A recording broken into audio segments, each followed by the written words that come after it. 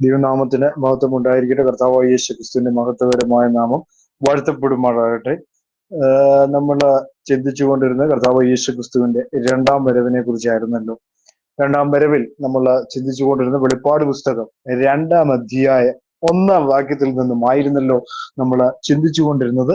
എഫെസോസിലെ സഭയിലെ ദൂതൻ എഴുതുക, 7 നക്ഷത്രം വലങ്കയിൽ പിടിച്ചുകൊണ്ട് 7 പൊൻവിളക്കുകളുടെ നടുവിൽ നടക്കുന്നവൻ അരുളി ചെയ്യുന്നത്, ഞാൻ നിന്റെ പ്രവൃത്തിയും പ്രയത്നവും സഹിഷ്ണുതയും കൊള്ളരുതാത്തവരെ നിനക്ക് സഹിച്ചുകൂടാത്തതും അപ്പോസ്തലന്മാരായിരിക്കെ തങ്ങൾ അപ്പോസ്തലന്മാരെന്ന് പറയുന്നവരെ നീ പരീക്ഷിച്ച് കള്ളന്മാരെന്ന് കണ്ടതും.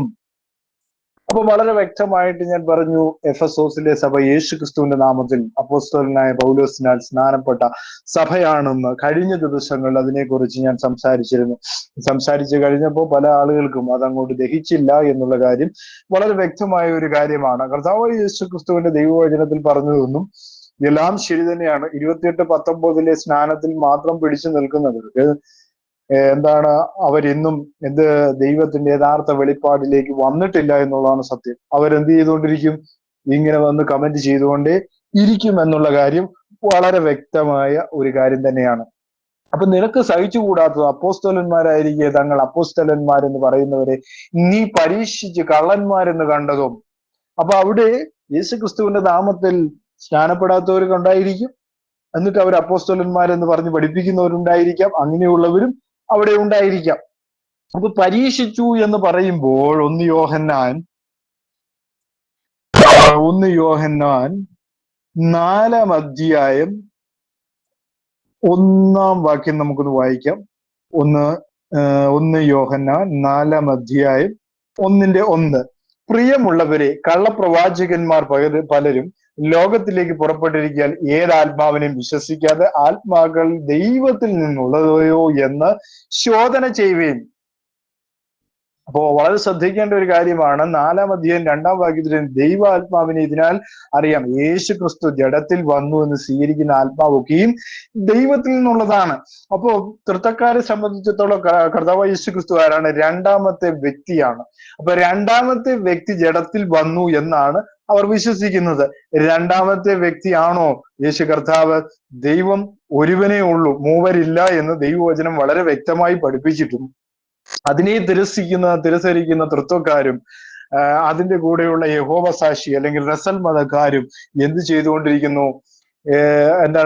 ദൈവത്തിലുള്ള ജഡത്തിന്റെ വെളിപ്പാട് യേശു ക്രിസ്തുവിനെ തള്ളിക്കളഞ്ഞുകൊണ്ട് പ്രവർത്തിക്കുന്നു എന്നുള്ളതാണ് പ്രധാനമായ സത്യം എന്ന് പറയുന്നത്, അല്ലെ? ദൈവത്തിന്റെ ജഡത്തിലുള്ള വെളിപ്പാടിനെ അവരെന്ത് ചെയ്യുന്നു? ഇല്ലാതാക്കിക്കൊണ്ട് 3 പേരാണെന്നും 3 വ്യക്തികളാണെന്നും 3 വ്യക്തികൾക്കും ദൈവത്വമുണ്ടെന്നും 3 ദൈവങ്ങളാണെന്നും പറഞ്ഞുകൊണ്ട് പഠിപ്പിക്കുന്നവർ കള്ളപ്രവാചകന്മാരാണെന്ന് വളരെ വ്യക്തമായിട്ട് നമുക്ക് കാണുവാനായിട്ട് സാധിക്കുന്നു. തെസ്സലോനിക്കരുടെ പുസ്തകം 5-ാം അധ്യായം 21-ാമത്തെ വാക്യത്തിൽ നമ്മൾ വായിക്കുന്നു. തെസ്സലോനിക്കരുടെ പുസ്തകം 1 തെസ്സലോനിക്കർ 5-21 21-ാമത്തെ വാക്യത്തിൽ നമ്മൾ വായിക്കുന്നത് ഇങ്ങനെയാണ്: സകലവും ശോധന ചെയ്ത് നല്ലത് മുറുകെ പിടിപ്പീൻ, സകലവിധ ദോഷവും വിട്ട് അകലുവിൻ എന്നാണ് അവിടെ എഴുതിയിരിക്കുന്നത്. അപ്പം അവിടെ വളരെ വ്യക്തമായിട്ട് എഴുതിയിരിക്കുന്ന ഒരു കാര്യം എന്താണ്? സകലവും ശോധന ചെയ്യണം. കാരണം ഇത് ദൈവത്തിൽ നിന്നുള്ളതാണോ? ഓരോ വചനവും വചനത്തിൽ നിന്നുള്ളതാണ്, ദൈവത്തിന്റെ ആത്മാവിൽ നിന്നുള്ള മർമ്മങ്ങളെയാണ് പ്രസ്താവിക്കുന്നതെന്ന് ഓരോരുത്തരും മുൻകൂട്ടി മനസ്സിലാക്കണമെങ്കിൽ അവരെന്ത് ചെയ്യണം? കർത്താവായ യേശു ക്രിസ്തുവിന്റെ നാമത്തിൽ സ്നാനപ്പെട്ട് പരിശുദ്ധാത്മാവെന്ന ദാനം സ്വീകരിക്കണം. ദാനം സ്വീകരിക്കുന്നവർക്ക് മാത്രമേ ശോധന ചെയ്യുവാനുള്ള കഴിവ് ലഭിക്കുകയുള്ളൂ എന്നുള്ള കാര്യം നമ്മൾ എന്ത് ചെയ്യരുത്? മറന്നുപോകരുത്. നമ്മൾ ലോകമനുഷ്യരെ പോലെ ആകരുത്. കാരണം കർത്താവായ യേശു ക്രിസ്തുവിന് വേണ്ടി വീണ്ടെടുക്കപ്പെട്ടവർ, കർത്താവായ യേശു ക്രിസ്തുവിന്റെ നാമത്തിൽ സ്നാനപ്പെട്ടവർ അവരെന്താണ് ചെയ്യേണ്ടത്? അവർ പരിശുദ്ധാത്മാവിനെ സ്വീകരിക്കുന്നവരാണ്. പരിശുദ്ധാത്മാവിന്റെ കൃപകൾ അവരിൽ ധാരാളമായി വ്യാപരിക്കുന്നവർ അല്ലെങ്കിൽ വ്യാപരിക്കപ്പെടുന്നവരാണ് എന്നുള്ള കാര്യം എന്ത് ചെയ്യരുത്? മറന്നു പോകരുത്. അവർക്ക് ശോധന ചെയ്യാൻ കഴിയും എന്നുള്ള കാര്യം മറന്നു പോകരുത്. അതാണ് ഇവിടെ രേഖപ്പെടുത്തിയിരിക്കുന്നത്. 1 കൊരിന്ത്യർ 14:29 നമ്മൾ വായിക്കുന്നു. 1 കൊരിന്ത്യർ 14:29, 14-ാം അധ്യായം 29-ാമത്തെ വാക്യം. 29-ാമത്തെ വാക്യത്തിൽ നമ്മൾ വായിക്കുന്നു: പ്രവാചകന്മാർ 2-3 പേർ സംസാരിക്കുകയും മറ്റുള്ളവർ വിവേചിക്കുകയും ചെയ്യട്ടെ എന്ന് അവിടെ 14:21 നമ്മൾ കാണുവാനായിട്ട് സാധിക്കുന്നു. അപ്പൊ ദൈവവചനം പ്രസ്താവിക്കുന്ന പ്രവാചകന്മാരുണ്ട്, അപ്പോസ്തോലന്മാരുണ്ട്, ഇതെല്ലാം ഉണ്ട്. 3 ദൈവങ്ങൾ എന്ന് പറയുന്നവരും ദൈവം 3 വ്യക്തികളാണെന്ന് പറയുന്നതെല്ലാം അപ്പോസ്തോലന്മാരെ എല്ലാം നമ്മൾ സൂക്ഷിക്കേണ്ടതായിട്ടുണ്ട്.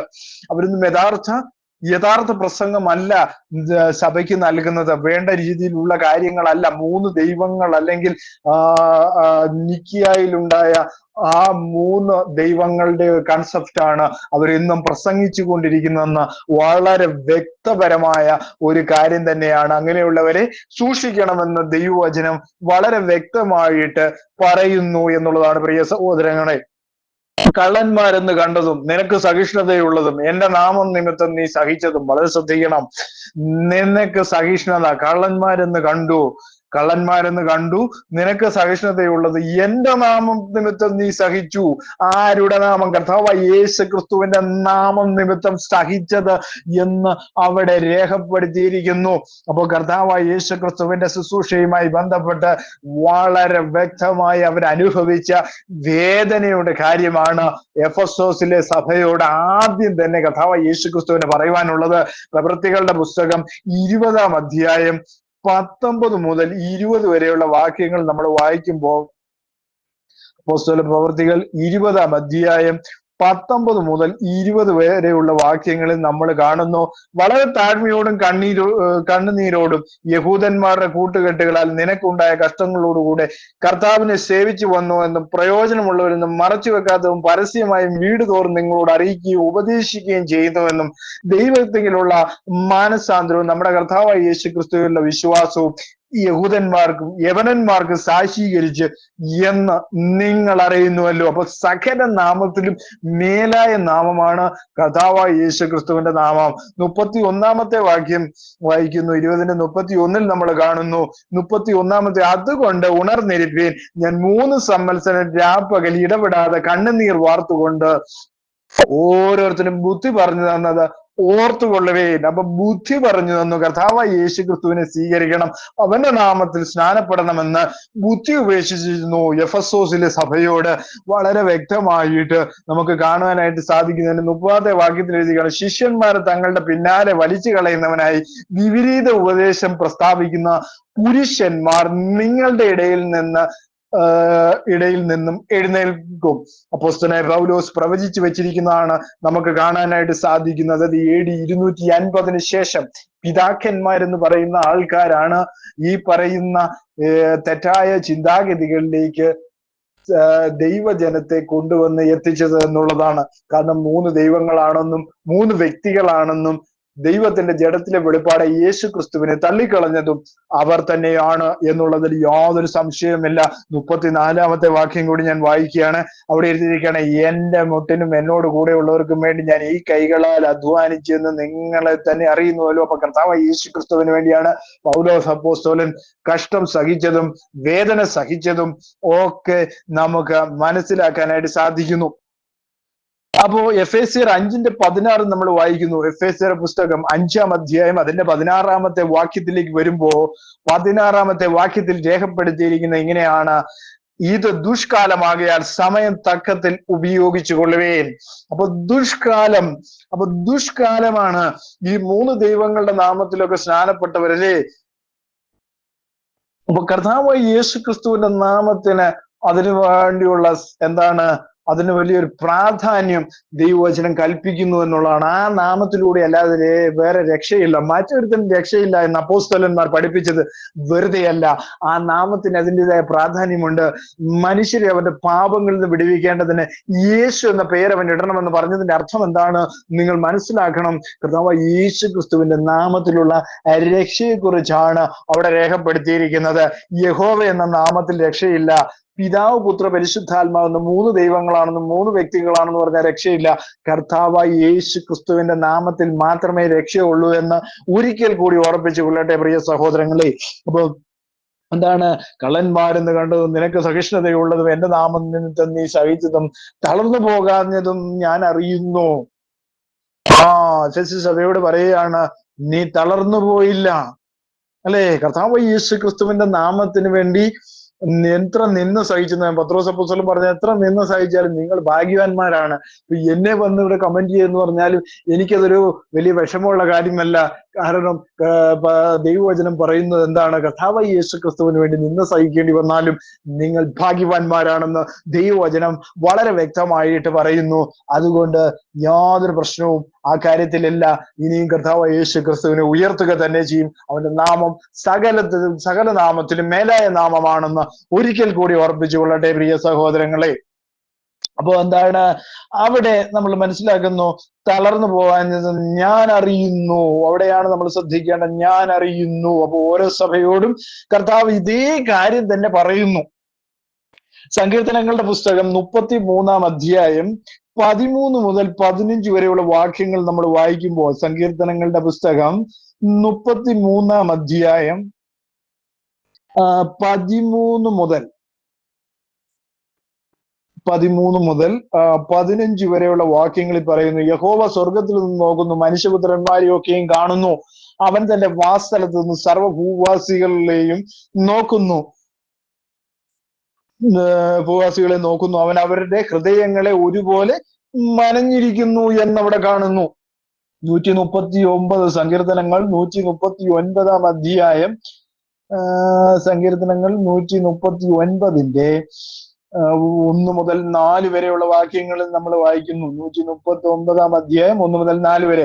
യഹോവേ, നീ എന്നെ ശോധന ചെയ്ത് അറിഞ്ഞിരിക്കുന്നു. ഞാൻ ഇരിക്കുന്നതും എഴുന്നേൽക്കുന്നതും നീ അറിയുന്നു. എന്റെ നിരൂപണം നീ ദൂരത്ത് നിന്ന് ഗ്രഹിക്കുന്നു. എന്റെ നടപ്പും കിടപ്പും നീ ശോധന ചെയ്യുന്നു. എന്റെ വഴികളൊക്കെയും നിനക്ക് മനസ്സിലായിരിക്കുന്നു എന്ന് അവിടെ രേഖപ്പെടുത്തിയിരിക്കുന്നു. യഹോവേ, നീ മുഴുവനും അറിയാതെ ഒരു വാക്കും എന്റെ നാവിന്മേലില്ല. അപ്പോ വളരെ വ്യക്തമായി ചിന്തിക്കേണ്ട ഒരു കാര്യമാണ്. യിരെമ്യാ പ്രവാചകൻ ചെറിയൊരു ബാലനായിരുന്നു. ആ ബാലൻ പറയുകയാണ്, ഞാൻ എങ്ങനെയാണ് നിനക്ക് വേണ്ടി സംസാരിക്കുന്നത്? അപ്പോൾ യഹോവയായ ദൈവം പറഞ്ഞ എന്താണ്? ഞാൻ നിന്റെ നാവിനോട് കൂടെ ഇരിക്കുമെന്ന് പറഞ്ഞ ദൈവമാണ്. അവൻ ഏത് കാലത്തും നിങ്ങളുടെ നാവോട് കൂടെ ഇരിക്കണമെങ്കിൽ നിങ്ങൾ എന്ത് ചെയ്യണം? കർത്താവായ യേശു ക്രിസ്തുവിനെ രക്ഷകനും നാഥനുമായി സ്വീകരിക്കണം.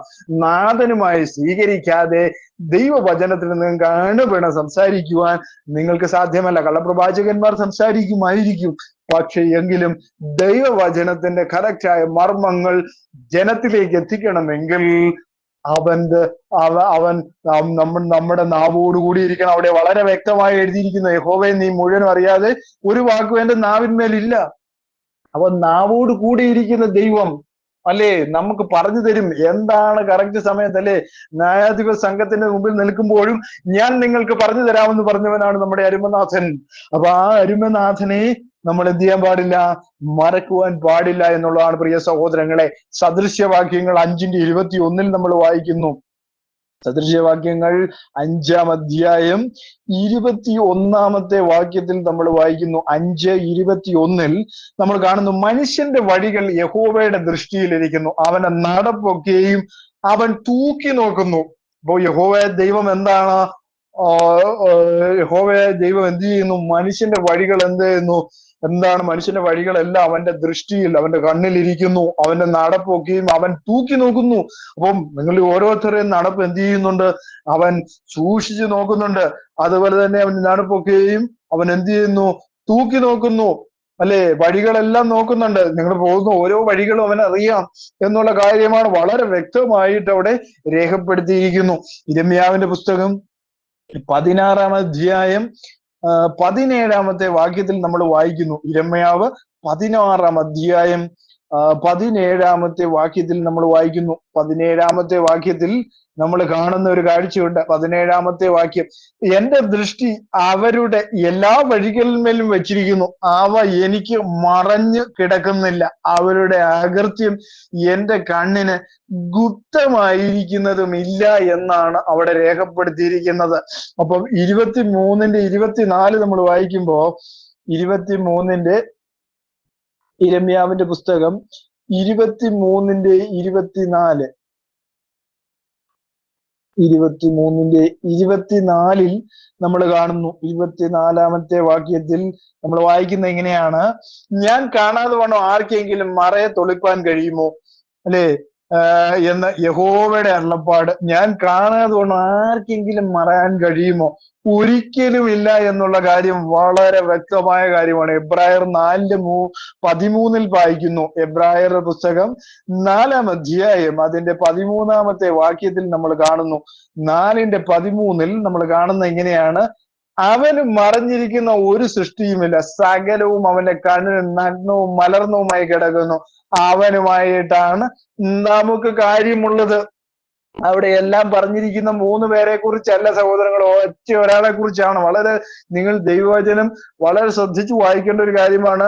അവിടെ വളരെ വ്യക്തമായിട്ട് ഒരാളെ കുറിച്ചാണ് പറഞ്ഞിരിക്കുന്നത്. ഒന്നിലധികം ആളുകളെ കുറിച്ചോ ഒന്നിലധികം വ്യക്തികളെ കുറിച്ചോ അവിടെ പരാമർശമില്ല എന്നുള്ള കാര്യം നമ്മൾ മറന്നു പോകരുത് എന്ന് ഞാൻ ഓർമ്മിപ്പിക്കുന്നു.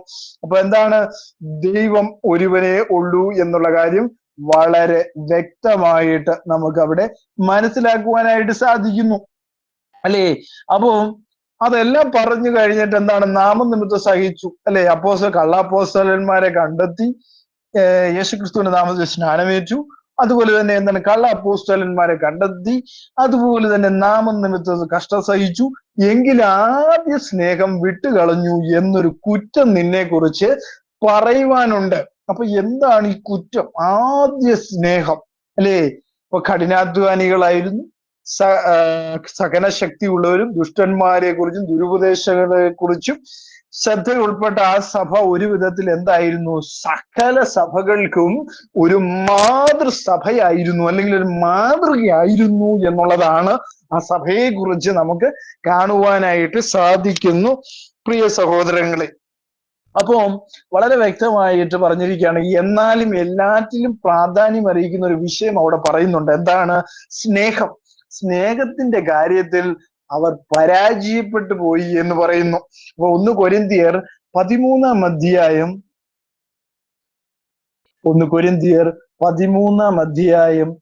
1 മുതൽ 3 വരെയുള്ള വാക്യങ്ങൾ നമ്മൾ വായിക്കുമ്പോൾ, ഞാൻ മനുഷ്യരുടെയും ദൂതന്മാരുടെയും ഭാഷകളിൽ സംസാരിച്ചാലും എനിക്ക് സ്നേഹമില്ലെങ്കിൽ ഞാൻ മുഴങ്ങുന്ന ചെമ്പോ ചിലമ്പോ കൈത്താളമോ അത്രേ എന്ന് അവിടെ രേഖപ്പെടുത്തിയിരിക്കുന്നു.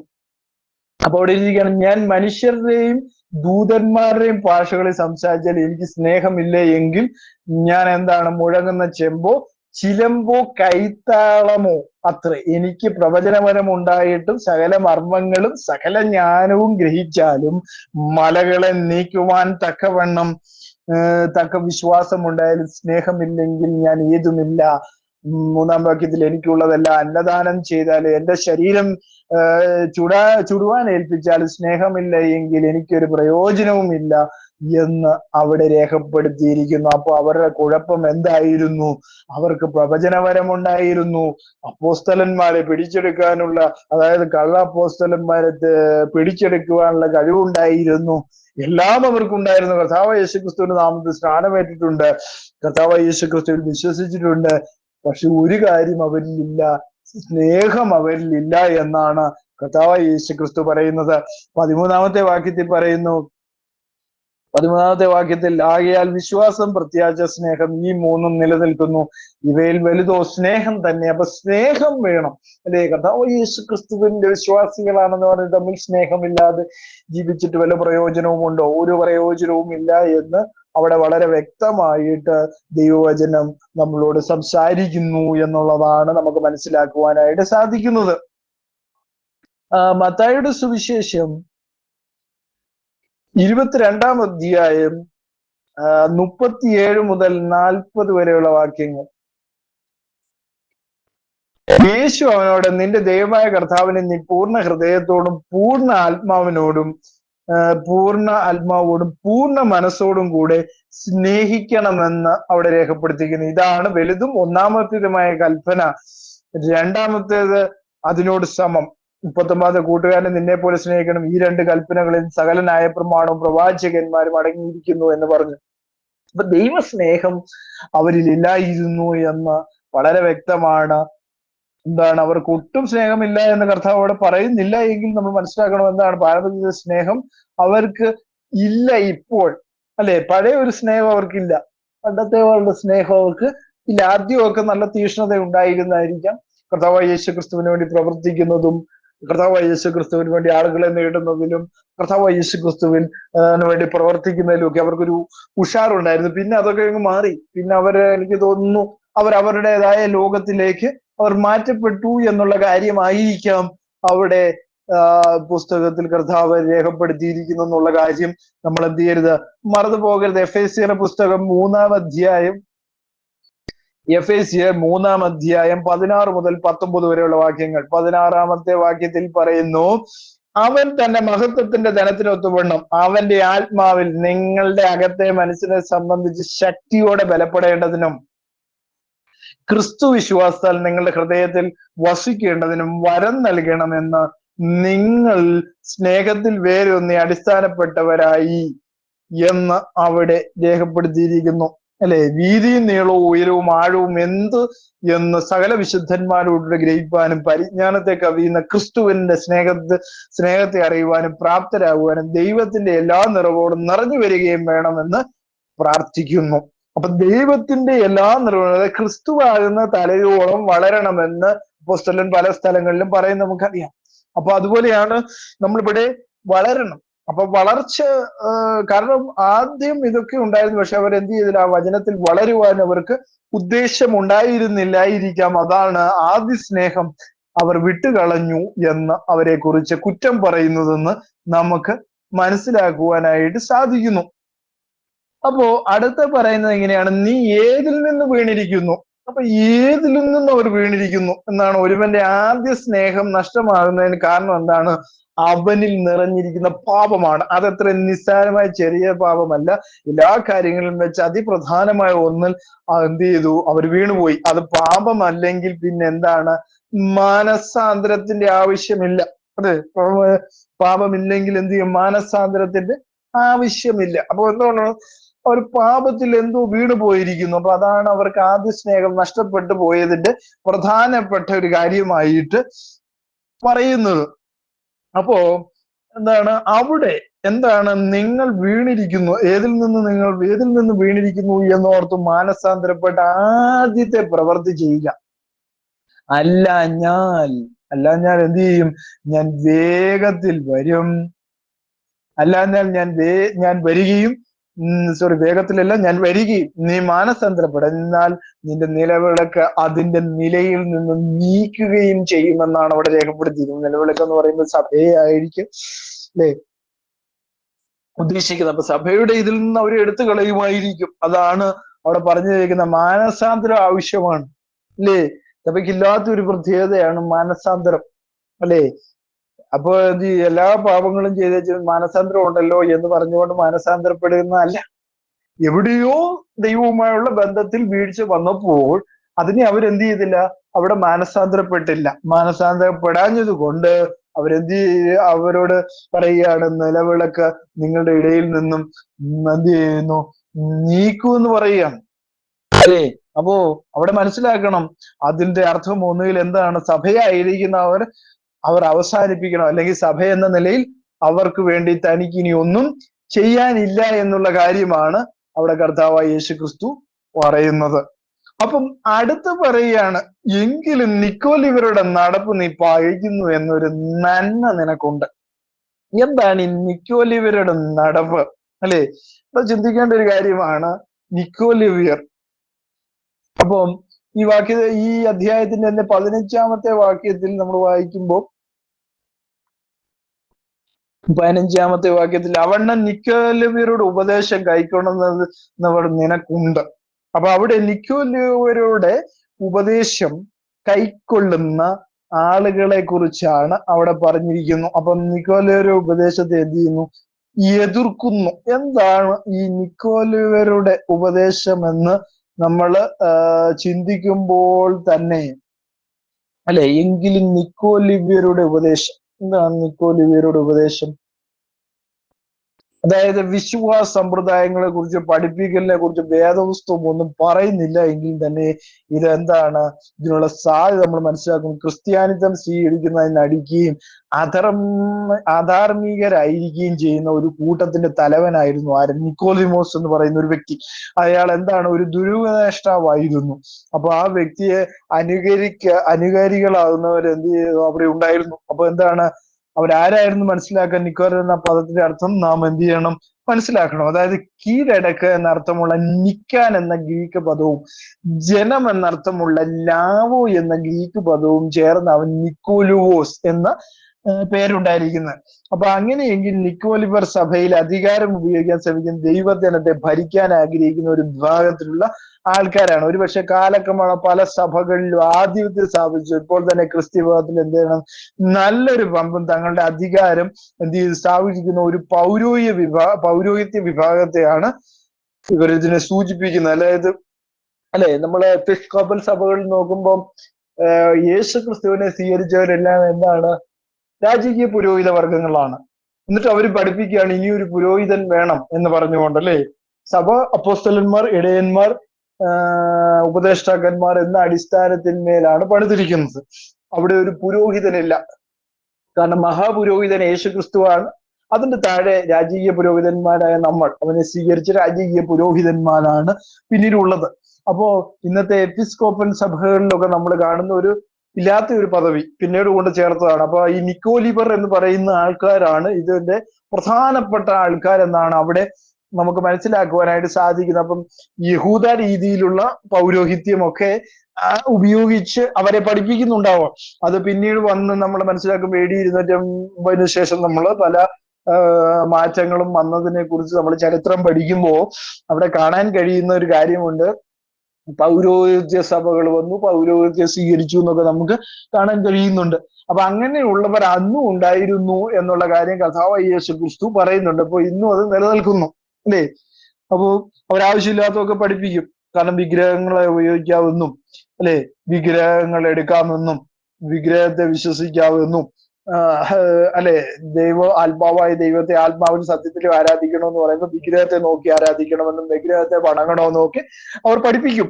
അങ്ങനെയുള്ള ഒരു കൂട്ടം വിഭാഗക്കാരാണ് നിക്കോലിയർ എന്നാണ് നമ്മൾ ഇതിനെ കുറിച്ച് പഠിക്കുമ്പോൾ നമുക്ക് കാണുവാനായിട്ട് സാധിക്കുന്നത്. അപ്പൊ ദൈവവചന വിരുദ്ധമായ പഠനങ്ങൾ, അല്ലെ, വിഗ്രഹ ആരാധനകൾ സ്വർഗരാജ്യം അവകാശമാക്കത്തില്ലെന്ന് പറയുമ്പോൾ പിന്നെയും വിഗ്രഹത്തെ ആരാധിക്കുന്ന ഒരു കൂട്ടം ആളുകൾ, അല്ലെ, ഈ ഇടത്തുവായി പോയി പുണ്യവാളിനെ ആരാധിക്കുന്നവർ, ഇങ്ങനെ പല ആൾക്കാർ, ഓരോ വിഗ്രഹങ്ങളെ ആരാധിക്കുന്നവർ, ഈ പുണ്യവാളിനെ ആരാധിച്ചു കഴിഞ്ഞാൽ വീട്ടിൽ പാമ്പ് വരത്തില്ല എന്നൊക്കെ ഉള്ള ഒരുപാട് വിശ്വാസങ്ങളുണ്ട്.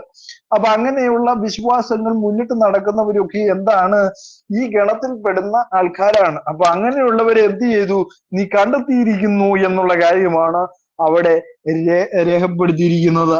അതായി ഒരു ഗുണമായിട്ട് ഈ പറയുന്ന എഫെസോസിലെ സഭയ്ക്ക് കാണുവാൻ കഴിയുന്ന ഒരു ഗുണം. എങ്കിലും നിക്കോളെ നടത്തും, നീ പഴിക്കുന്നു എന്ന് നന്മ നിനക്കുണ്ട്. അതാണ് നന്മയായിട്ട് പറയുന്നത്. അപ്പൊ ഇന്ന് എന്നെ കേൾക്കുന്ന പ്രിയ സഹോദരങ്ങളെ, ദൈവവചനത്തിൽ ഇല്ലാത്തതൊക്കെയും നിങ്ങളുടെ വീട്ടിൽ നിങ്ങൾ എന്ത് ചെയ്തിട്ടുണ്ട്, അങ്ങനെയുള്ള നിക്കോലിവ്യ വിശ്വാസങ്ങൾ, നിക്കോലിവ രീതികൾ നിങ്ങൾ പരമ്പരാഗതമായി തുടരുന്നുണ്ടെങ്കിൽ എന്താണ്, അതൊരു തിന്മയായിട്ടാണ് ദൈവവചനം പഠിപ്പിക്കുന്നത്. അപ്പൊ നിങ്ങൾക്ക് നന്മ വേണമെങ്കിൽ ഈ നിക്കോദിമ ഉപദേശങ്ങളിൽ നിന്ന് നിങ്ങൾ മാറേണ്ടത് വളരെ അത്യാവശ്യമാണെന്ന് ഈ ദൈവവചനം വളരെ വ്യക്തമായിട്ട് നമ്മളോട് പഠിപ്പിക്കുന്നു എന്നുള്ളതാണ്. അത് ഞാനും പഴിക്കുന്നു, വളരെ വ്യക്തമായിട്ട് കർത്താവ് യേശു ക്രിസ്തു പറയാണ്, അത് ഞാനും പഴിക്കുന്നു. ആത്മാവ് സഭകളോട് പറയുന്നത് എന്തെന്നാൽ ചെവി ഉള്ളവൻ കേൾക്കട്ടെ. അപ്പൊ ചെവി ഉള്ളവനെ ഇത് കേൾക്കാൻ കഴിയത്തുള്ളൂ, ചെവി ഇല്ലാത്തവന് ഇത് കേൾക്കാൻ കഴിയുകയില്ല. വളരെ വ്യക്തമായിട്ട് അവിടെ രേഖപ്പെടുത്തിയിരിക്കുന്നു. അപ്പൊ ഈ ദിവസങ്ങളിൽ കർത്താവിന്റെ വരവ് അടുത്തുകൊണ്ടിരിക്കുന്ന ഈ നിമിഷങ്ങളിൽ നിങ്ങൾ ഇതൊക്കെ ശ്രദ്ധിക്കേണ്ട ഒരു കാര്യമാണ്. കർത്താവ് യേശു ക്രിസ്തുവിനെ സ്വീകരിക്കുന്നവർ എന്താണ്, രാജകീയ പുരോഹിത വർഗങ്ങളാണ്. അവർക്കൊരു മഹാപുരോഹിതനുണ്ട്, അതാണ് കർത്താവായ യേശു ക്രിസ്തു. അപ്പം ആ ഒരു കാര്യം മറന്നു പോകരുത് എന്നുള്ള കാര്യമാണ് ഞാൻ ഈ തരുണത്തിൽ ഓർപ്പിക്കുന്നു. ഈ വചനങ്ങൾ നിങ്ങൾക്ക് അനുഗ്രഹപ്രദമായെങ്കിൽ എല്ലാവരെയും ദൈവം ധാരാളമായി സമൃദ്ധിയായും അനുഗ്രഹിക്കട്ടെ. ആമേൻ.